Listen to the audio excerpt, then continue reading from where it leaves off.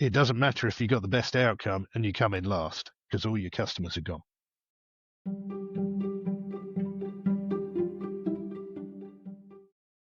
Welcome to the Fund AI Pod. Now, in recent episodes, we've been talking about the importance of data. Data in, data out. AI doesn't work unless you have good data and good data integration. So today, I'm excited to bring on an experienced Chief Data Officer, Duncan Cooper. Duncan, welcome to the pod. Hey, fantastic to be here. Lovely to see you, Ian. Yeah, let's talk about data. It's a favourite topic of mine, obviously. So more than happy to dive into the details. Well, why don't we start with, how did you get into data? Tell us a bit about your story.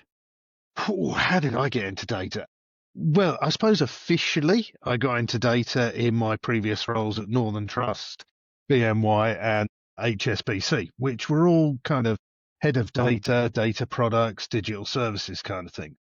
But if I was to be honest, I really got into data way back 25 years ago, because I was working at a software company called Charles River, and everything to do with Charles River was about getting data into the system, manufacturing data, and then delivering data out of the system.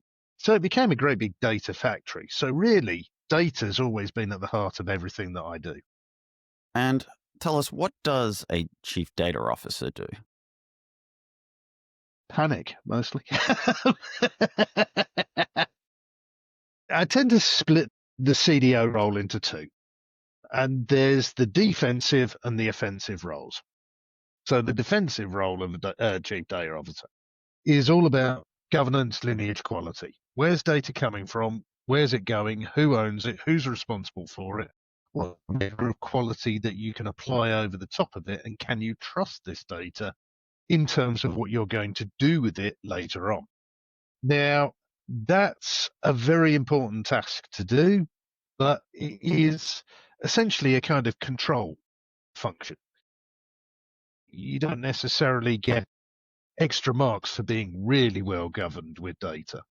So think of that as the kind of cost function or the pay to play kind of side of the coin.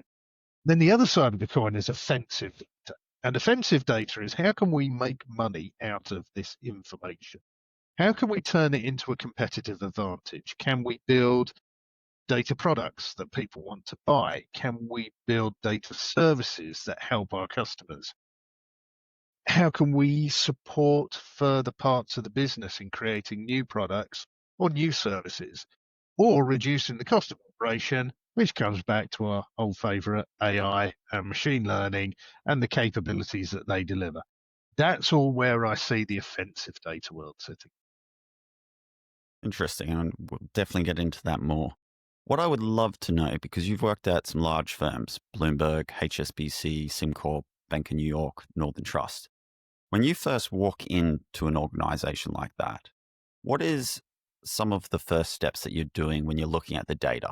Where do you start? What are you interested in the most? I would say the first thing you do is look at your scope.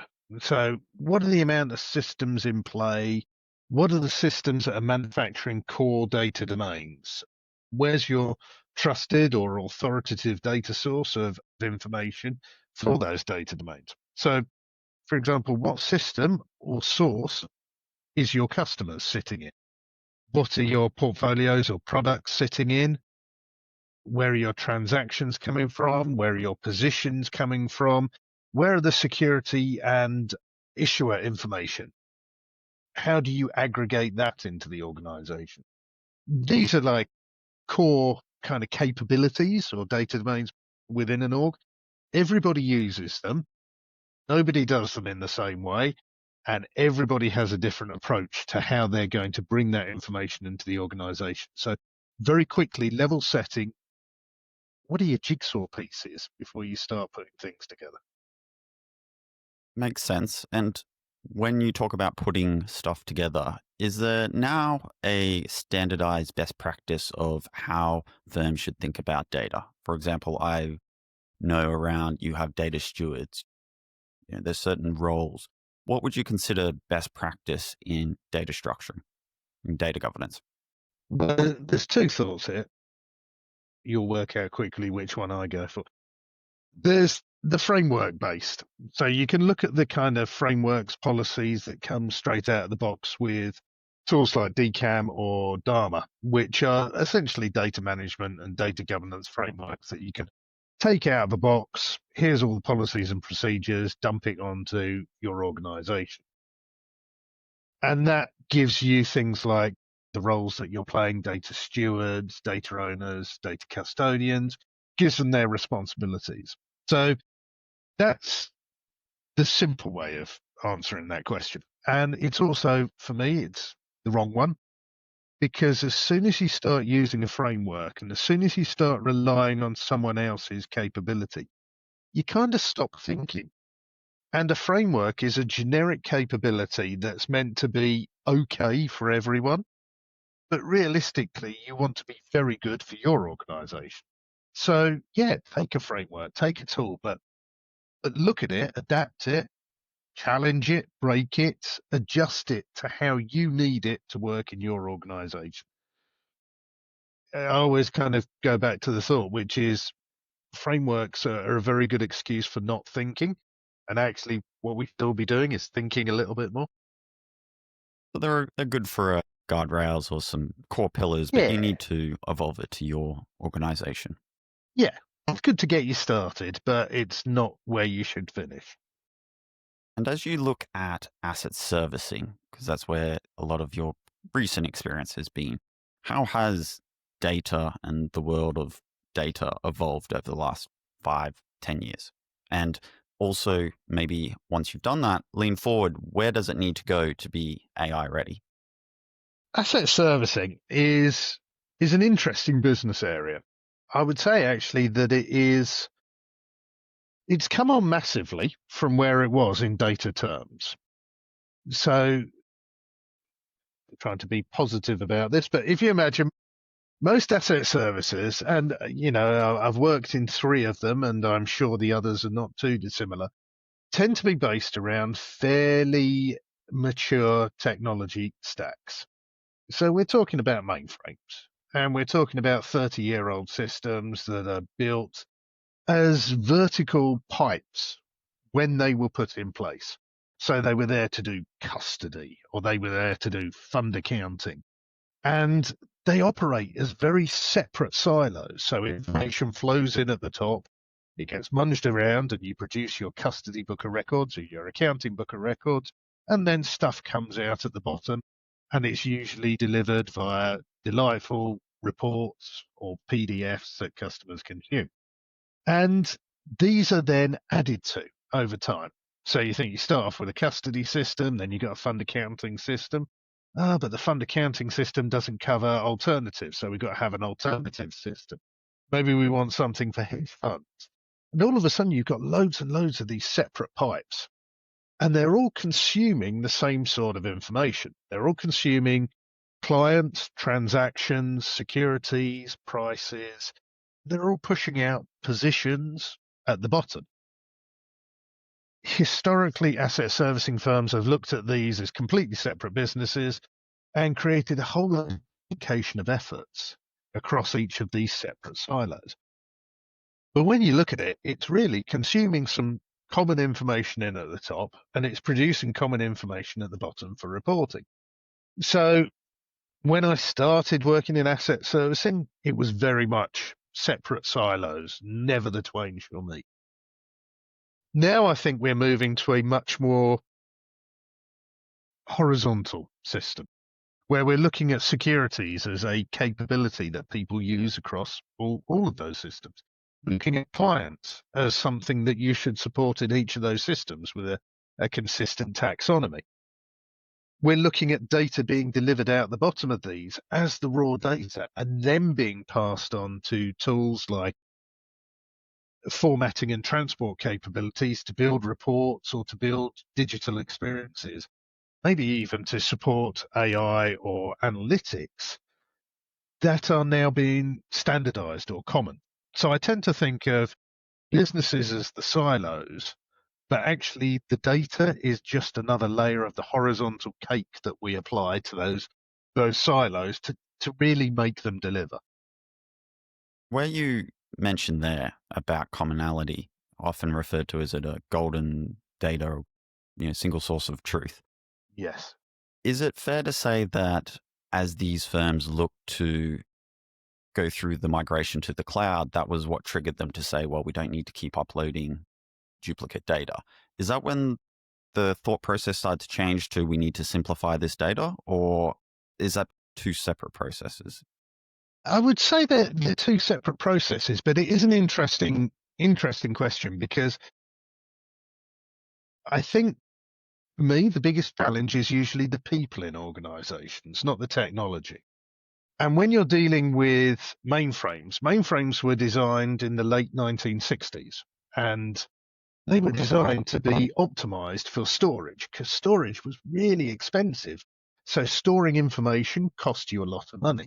So there was a lot of focus around cleaning and scrubbing, optimizing that data, never storing the same data point more than once, because that would be redundant and you could optimize your storage thoughts. Now, if you roll forward to now, I've got more storage on this phone than I have ever had on a mainframe computer. There is ridiculous amounts of storage that you can have, and it's incredibly cheap. So the approaches and the mindsets that we had when we're dealing with mainframes did not necessarily scan. Cloud is a great example of that, but I wouldn't say it's the only one. Now, the challenge is that in organizations, we have people who have grown up with mainframes and they're comfortable with the mainframe approach. And that can sometimes mean a slowness to adopt newer technologies, or the slowness to adopt new ways of storing or thinking about data. It's been very common for me in the last 10 years to still hear people talking about we need to move ETL data and we need to clean it and scrub it and optimize the storage. And you don't. You need to do that before you use it, and you need to do that before you kind of drive any value out of it. But to store the data costs pennies to store terabytes. Why are you worrying about this? Why are you putting that blocker before you can actually use the data? Very interesting. And then tell me, if you're an asset manager or if you're a service provider and you want to look at data as a product, or if you're starting to think about AI and you're hearing you need to do a data audit, what would be some of your recommended first steps to them? How do you do a data review, a data audit? So, I mean, a data audit is, if you take the word data out of it, it's the same thing. It's just working out what you've got. What are your assets within the organization? And data is an incredibly important asset. Dare I say, it's the only thing that firms actually do in our space. So you look at asset managers or asset owners, they're making investments, they're trying to drive returns, they're producing accounting book of records or providing services. But when you break it down, all they're actually doing is producing data. And that's the digital information that's being shared and moved around. So if we're just great big data factories, we kind of can go back to the fact that actually, if you're a big data factory, you should be looking at who are your suppliers of information. So where's your third-party information coming in from? What are you producing? What are your processes manufacturing in your data factory? And what are you delivering out to your customers? And are you delivering it in the right way? So it's no different to auditing a food factory or a dairy farm. You're looking at raw information, you're still looking at products that you're producing, and you're still looking at your customers and the delivery. Just you're looking at them from a digital perspective as opposed to physical assets stored on shelves in warehouses. So, Duncan, you are an industry thought leader. You write some good papers out there. You wrote one in 2024, or was it 2023, called Key Data Trends for 2024. So maybe for the audience, could you recap some of the takeaways? How has that played out and where's it going? So I think it's safe to say that, as Ferris Bueller said, life moves fast. Probably what we wrote in 2023 and pushed out in 2024 is redundant. The world has moved on quickly. But I suppose the core tenets of that are still valid. The core tenets are ensure that whatever you're using your data for ensure that you trust your data, ensure that you know where it's coming from, ensure that you know that it has a given level of quality and you can apply it to particular use cases. If we look at the consumption end of that channel, then I think that the acceleration in AI has been driven more about agentic AI than traditional AI. Is that even a thing there? Machine learning, LLMs, do you mean? Yeah, the kind of the chatbot stuff was very interesting. And as a technologist, I love it. But my real concern is, how do we apply that to business problems? So if I describe AI and indeed the white paper, it tends to be a bit like a carpenter getting really excited about a Makita circular saw. It's like, yeah, I've got this amazing circular saw and it's brilliant. But it's completely useless if you're not building something with it. So are you building a chest of drawers? Are you building a wardrobe? It doesn't matter. Just build something with it. I care more about what you're going to do with it than the fact that you've got a shiny tool. However, I think that acceleration in the agentic AI space has been the bit that's kind of shocked people. Because if you look at most of the organizations that we're dealing with, they tend to be more traditional in their approaches. So they're using workflows and processes that have been around for quite a long time. The way you cut a nav hasn't necessarily changed much in 20 or 30 years. The tools that you use to do it have changed, but the process and the way you go through it hasn't changed that much. So when you look at generative AI or AI for large language models and analytics, it doesn't really add great value there. There's not a new way you can use AI to produce a nav. But when you look at agentic AI, you start to look at tools that can actually take components of that process flow and automate it. And that's where it starts to get exciting for me. That's a very interesting point, though, because some of the papers that I've been reading, one of the flaws that people have been making is trying to use some of these agentic AIs to automate existing flows rather than re-engineering the flow with AI in mind. So either hybrid or first principles, blank piece of paper. How would you do this today rather than just automating an old flow? So what would be your thoughts on how to approach that then? It's very interesting because this actually came up at a conference I was at last week talking exactly about this. And you have made the point back to me, which I made in that conference. So great minds clearly thinking alike here. But it is a really valid point. If you haven't changed your process flow in 20 or 30 years, and you just put a sticking plaster of agentic AI over the top of it to automate it, are you really getting a benefit? Or is this just the modern version of outsourcing to a country in Asia, where we can move the cost of operations from Europe to Asia, reduce our costs, and then think everything's fine? Well, actually, what you've done is you just outsourced it to someone else. In this case, we've now outsourced it to an agentic AI tool. Has that really added any value? It's reduced the cost. Great. That's probably some value. But to your point, have we revisited the business process and said, could we change fundamentally the way that we work? In some things, I think we can. In other things, I think we can't. So, for example, cutting a nav is a regulated process.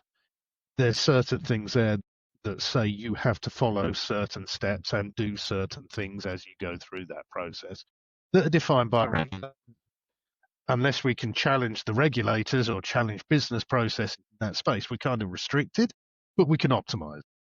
For new businesses or new startups or new capabilities that we're delivering to customers, so, for example, some of the data platforms that all asset services seem to be producing now, the likes of State Street Alpha or JP Morgan Fusion, yes, you can start with a blank sheet of paper and you can go in there and say, right, we'll apply AI from first principles because we're defining our business process as we go. I suppose the long-winded way of me answering this, and it is long-winded, I apologize, is essentially what we're saying is, get excited about the problem. Don't get excited about the solution, because the solution could be agentic AI, or it could just be something simple like changing the business process. But you'll never really know if you leap straight to the solution. Look at the problem and understand the problem, play with it, simulate it, see what you can do to break it. But that then gives you the opportunity to give a better solution later on. You're probably unique in that you understand the technology and the business. When you bring technology folks in, they know how to use data, they know how to apply the technologies that they have available to them. Businesses know what the client's trying to do, they understand the outcomes they want to achieve. How do you merge the two between technology and business to solve those workflows? This is a really interesting point. Essentially, what's the future of asset servicing? Because if you look at banks and organizations, they are inherently segregated between business, sales, operations, and then technology and data. Technology and data, by the way, are fairly separate. And I would say that most technologists don't understand data at all. They understand storing it, but they don't understand the revenue generation of it or the value that you can deliver later on. Because, sorry, just with that as well, right? Because you have product people that are market sales, they want to build product, but they don't maybe necessarily understand the data and technology behind it as much as... That's it. Yes. The heart of, can I do this? Should I do this? And how do we do this? And that can all happen in the same conversation sometimes. The big challenge, I think, with every organization is we have siloed businesses and then we have siloed business functions. I remember talking about the Conway's Law, which is a fantastic internet kind of law that was thrown out there many years ago.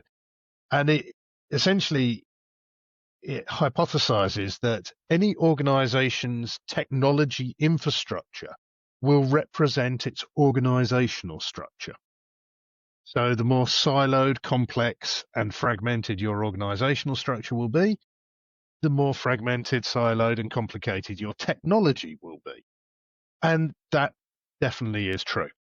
I've seen that in every organization you go into, unfortunately. I think I've seen that where there's 3 or 4 different data product leads or data warehouse solutions. And you're like, are we not one organization? Yeah. And the reality is they aren't. These are all separate parts of the same organization with the same challenges, the same politics, the same issues that you get in any large organization. This isn't, anything new. So the challenge is, how do you get all of these parts to work together in the same aim and direction? And it's actually something that's always fascinated me, and it's what I'm writing a book about at the moment. So I'm trying to talk about Tom, Tim, and Tam, which is the target operating model, the target information model, and the target architectural model. So think of that as the business, the data, and the technology perspectives of a particular problem or opportunity that you're looking to chase after. Everybody knows what a target operating model is. It's very common. It's your business, your process flows, your business case. How are you going to go out there and build this product that you want to sell to customers? Your information model starts to tie into what are the common data domains that you need to support that. So you might need customers or transactions or security to be able to build that. Your architectural model is then, how do I solve that problem? What is the technology that I need to solve it? Breaking that into 3 separate pictures or 3 separate viewpoints means that you can focus on the problem before you get to the solution. And I would say the biggest problem in every large organization I've been to is as soon as you bring technology into a particular problem, they've got a solution for it. It's almost immediate. Hey, we're thinking this is a problem. Great, I've got a solution for it. It almost always involves spending some more money on technology and employing some more technologists to then deliver it. And because you've led directly to the solution, you haven't really understood the problem, and you haven't really kind of played with the nuances of what may be the issue there. So for me, separating things into the Tom, Tim, and Tam, going through that process and going through the thoughts that you need to be able to deliver it will hopefully result in a lot more challenge, I would say, around technology solutions. Sometimes the technology solution is great. Sometimes when you start to apply these lenses to it, you realize not actually helping. This episode is brought to you by my own company, Zentia. Zentia is an AI and automation company that has 3 core offerings. First, consulting to help identify and map out AI and automation opportunities for your firm. 2, we can either build or co-build with your team those agentic solutions. And 3, prepackaged agents that are ready to be configured and deployed to your environment. Agents such as knowledge management agents, RFP agents, FOBO Rec agents, and our upcoming Request AI, a requirements and project management agent. To learn more, please visit our website, www.zentia.io.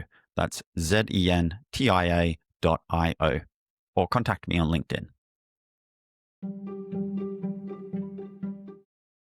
Let's double click into that book that you're writing. Is it an overview with recommendations of how to structure the workflow to solve for it? What's your book going to entail? The book is essentially split into kind of 3 parts. And I describe it a bit like a chef. So if you're making a delightful dinner, you've got a list of ingredients. So the first part of the book is the list of ingredients, the Tom, Tim, and the Tam. The second part is then how do you assemble this to create a wonderful recipe? And then the last bit is this is what it looks like when you go through the process.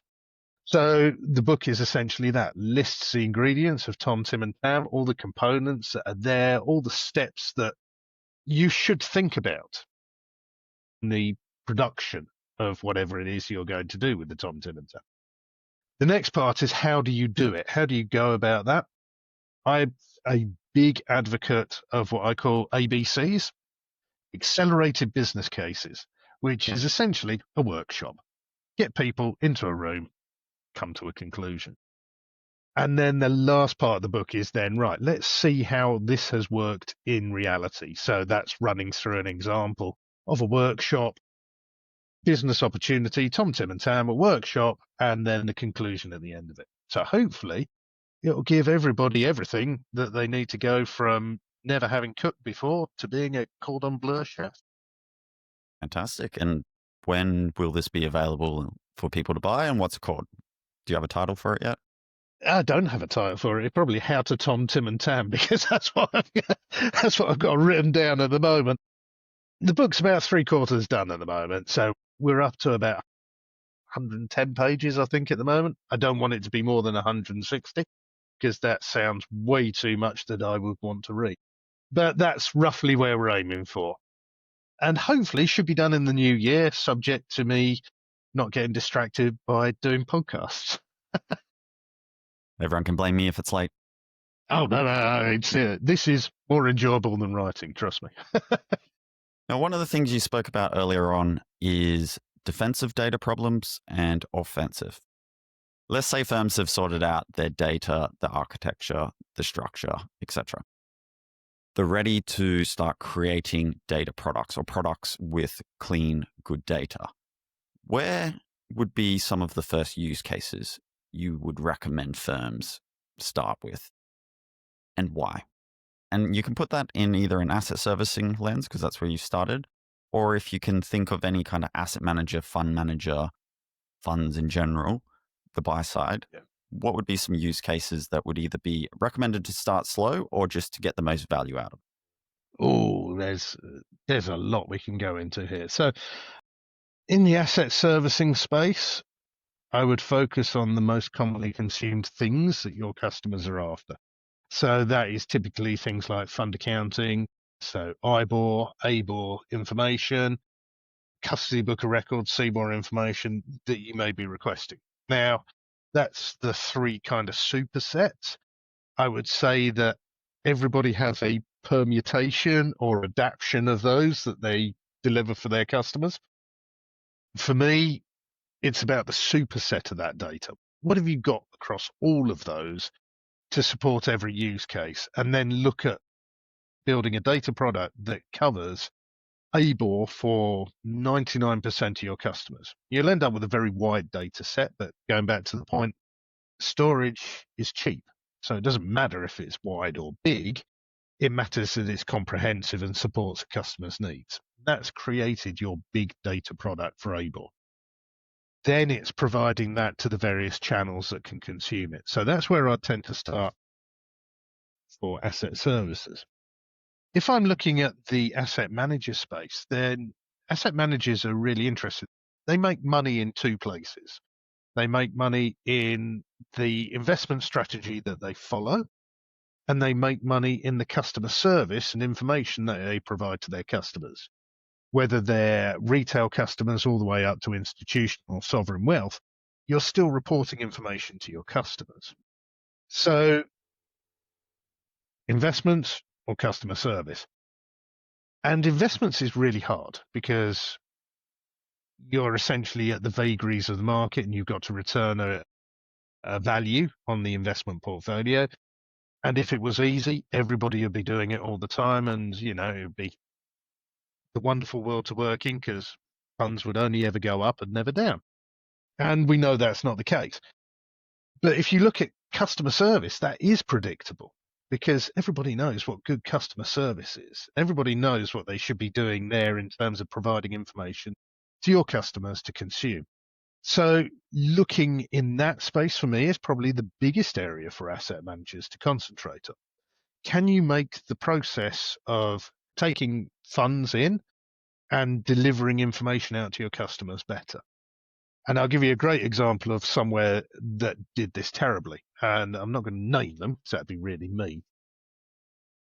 My youngest daughter, she's 12 now, and I wanted to set up a child trust fund or child ISA when she was born. And I approached a large investment manager, retail investment manager who did child ISAs, and went through the process. And they said, yeah, sure, we'll email you and then post you an application form. You'll need to fill in the application form, print it out, write it all down, put it into an envelope along with a check to start that child ISA. I'm like, I can't do that. Why not? I'm like, I haven't seen a checkbook in 20 years. Who the hell is still seriously using? And this was a quandary because they're like, well, that's the only way we can accept funds in. We can only accept checks. That was a great example of a terrible customer experience, which resulted in me not putting money with them. I took it elsewhere. That is a great example of how you can do something really simple to fix a user experience with information passing back and forth without making or changing too much. Just change the way you absorb funds into your organization. Change the way you pass information to your customers so that they can apply and give you funds, or take information from you so that they can understand how well their investments are performing. That digital portal experience, and I realize that was 12 years ago, probably changed a little bit, but it's still pretty poor. I don't think anyone's saying that their experience of an asset management portal is akin to the seamlessness of using Amazon to buy new batteries or Christmas. Would your advice still be the same, though, for rolling out AI capabilities? And the reason I say that is there's not as much knowledge, or people aren't as far along in the adoption. So some of the recommendations has been to start with internal processes, learn from it, evolve it. Don't want to roll out something that's exposed to your investors or your clients. It fails, you have a poor customer experience. It's the reverse of what you said in terms of solving for the client experience. So how does it apply to AI then? What would be your recommendation to start with AI solutions, or where? So going back to the point that AI is just another tool in our toolbox, it would be looking at what we are trying to build for our customer. What's the biggest pain point that they have? Is it giving us money? Is it getting information about their investments? I mean, a great example is you try and get information on what your holdings are doing from a web portal from an asset manager. And you got to go into various boxes and tick various things and then run a report, and then you get a PDF, and then you can finally see that you've got 10 holdings and one of them isn't performing. What a great application for AI there would be just a chat window. I don't want to click 25 different boxes and various menu items to run a PDF to look at the information that I knew I wanted in the first place. Changing the way that information's pushed to customers via AI tools is actually, for me, a really easy one. If you replaced all of these menu items and 1,000 different reports with one box that said, type in here what you're actually looking to see, it would make life a lot easier for literally everybody to be able to access information. Now, is there a risk to this? Of course there is. This is AI. It's not predictable 100% of the time. You cannot be certain that you will always get the same outcomes. It is interpretive, though, and it will, over time, get better and understand things much clearer than initially. And if you can get that journey working, you've suddenly changed the user experience, which is painful. I have to click 25 boxes to find the information I want, to something where I just type in information and it gives me what I am looking for. And maybe it gives me that in a report. And then I go, this is great, but can you show it to me in a graph? And it goes off and creates a graph seamlessly. You've suddenly quantum shifted the user experience. So for me, I don't see any reason why you shouldn't be applying AI to these particular use cases. The data is still there. The boring reports and the 25 clicks are still there. You're just creating a different channel to access that information. If it shows that there might be risks or you might not be working how you want it to work, well, it's great. You can just close it down and point everybody back to the traditional 25 report clicks. So there's less risk. But if you don't try and you don't offer new things to your customers, someone else will. And then your customers will go where they can get the better experience. And for that to succeed in terms of having these AI solutions, I'd like to dive into a little bit around change management and culture, because it's not just yourself as a data and technologist, you're in the know on AI. Operations, client services, all those folks would need to be part of this AI journey for it to be successful, because if the client has a question, they call their relationship manager. They don't know how the chatbot works, for example, where it's pulling its data, if they have questions. So can you talk to us about how an organization needs change management, AI culture, what they need to do for this AI adoption to succeed? If you were to start an asset servicing firm from scratch right now, you would probably not do anything that the major existing asset services firms do already, because they are the scar tissue of 30 years of having done this with the technology and the processes that they had at the time. And then all the sticking plasters that they've put over the top where things have gone wrong, and they've gone, oh, right, let's put a four eyes check in here, or let's put a reconciliation in there just to cover it up. And you create this borg of a process that's built up over all these years that's really complex and painful. If you want to change this, you've got the two choices. You can either evolve and the evolution process, or you can revolt and the revolution approach. And to do either of those, you've got to have a willing body of people who want to change. Now, everything that I talked about, all the AI, all the data, all the Tom, Tim, and Tam stuff, it all comes down to two things in an organization, and that's people and culture. And anything that you're trying to do comes down to people and culture. If you can't get people aligned to where you want to go or what you're trying to do, or they can't understand what it is, then you will fail. And if you have an organizational culture that is not wanting to change, that's not embracing the change, you will fail. And dare I say it, asset services problems come down to that space: people, culture. If you were to try and do either of those approaches, an evolution or revolution, both of them will work depending on how you do it and whether you get the people and the culture aligned to it. It's more important that you work out which one's going to succeed within your particular organization. Me personally, I would like to cause a revolution. That's just naturally sits better with me. That's just your personality. Exactly. To break stuff and fix it and move it on quickly. And use everything as a stepping stone and a learning experience to move fast. That does not mean that that's always right. And some organizations need a slow evolution to be successful in their own right.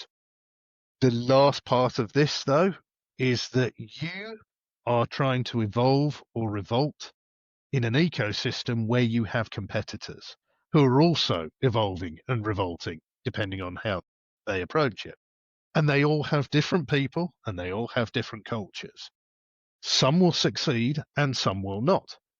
It's not so much about you, but about how you can apply your strengths in your organization better than the competitors who are all running the same race at the same time as you to get a better outcome quicker. So it's the outcome, but it's the time it takes you to get there. It doesn't matter if you got the best outcome and you come in last because all your customers are gone. Duncan, if you had one takeaway for the listeners from this episode, what would be your message? Buy the book when I publish it. That's the obvious one. So I think the one takeaway I would probably take, apart from buy the book, is think about your problem. Because we live in a world where everybody wants to leap to a solution immediately and everybody wants instant gratification. It's always, I want this thing in production right now. And actually, thinking about a problem may lead you to completely different solutions, may change your perspective or your mindset. Because the more you understand a problem, the more you're in a better position to solve it.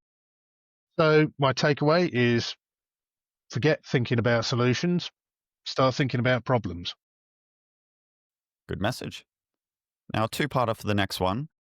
Is there a podcast or YouTube channel that you'd recommend that's good for data or innovation or technology that you listen to? And then the second part is, how do you stay current on developments in the AI space? Podcasts. So I am terrible. The only podcast I listen to is Borough Breakdown about Middlesbrough Football Club, which very niche, I admit, but I'm a Borough fan, so I kind of got to. Shock horror. An Englishman obsessed with football. I know. Who'd have thought, eh? Do you know, I spend a ridiculous amount of time on the net, on the web, looking at things. So I'm one of these people, I can't listen to information. I have to read it. And that's just the way my brain's wired. So I tend to research and look at things as written words, not listening to podcasts. So that's a terrible answer for a podcast that I'm on, isn't it? But in terms of how do I keep current on AI, try it. Is the simple answer. I mean, I met up with a mate of mine, Andrew Barnett, at the Hub last week. And I was chatting to Andrew. And I've known Andrew for 25 years. He's a brilliant guy, incredibly thoughtful, really smart, ex-CDO at Legal and General Investment Management, knows his stuff inside out. We were talking about vibe coding. Now, I was a developer. I program in C, C++, Java. I've written a load of code. Andrew has never written code, as far as I know.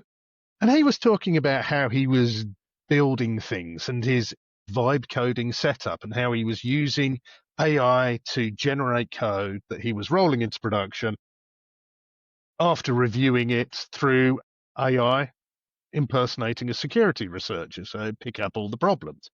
And he was like, yeah, it's not the greatest code, but it's there to prove the concepts of the products I'm trying to build and to show it to developers that can then take this and build it properly or adapt it or adjust it into production. And he goes, it's the greatest thing ever because I can turn my thought into reality. I love that.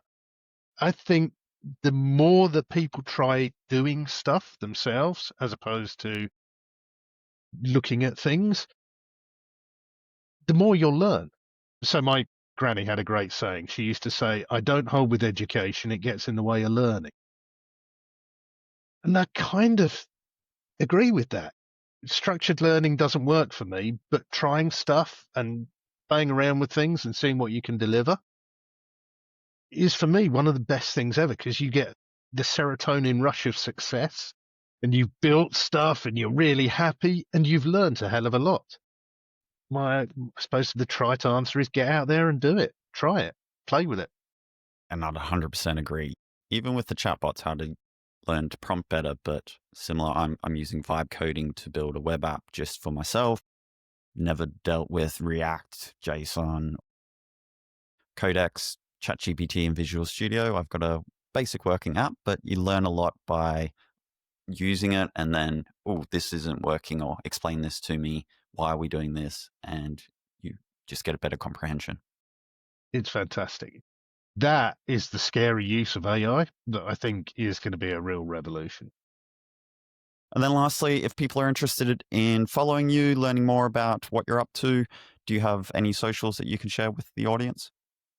Yeah, I mean, obviously on LinkedIn, that's always the place to go, where I am not very good at updating things. And my company page, I now have my own consulting firm, Duru Edma. You can find that on LinkedIn as well.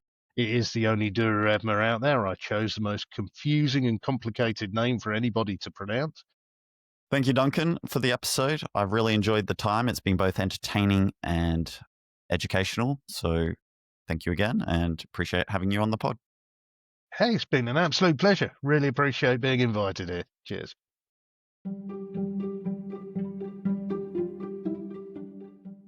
If you have an AI story from the funds industry and wish to share, please reach out to me on LinkedIn.